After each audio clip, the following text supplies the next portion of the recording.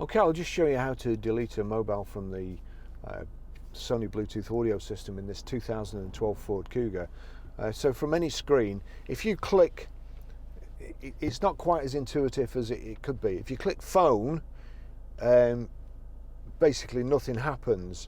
In order to get into the menu, you've got to click phone and then menu. I'll just show you. If you click phone, it says no active phone. You then got to click menu, and it's showing active phones. It's showing my phone there. Now if you use the down arrow or upward arrow, you can scroll through the menu. It's saying debond devices, Bluetooth, BT on. If you're having any trouble pairing a mobile or streaming audio, just make sure that Bluetooth is on. So we'll just go back up to my phone. Now if it's showing left and right arrows, but if you click the left and right arrows, nothing happens.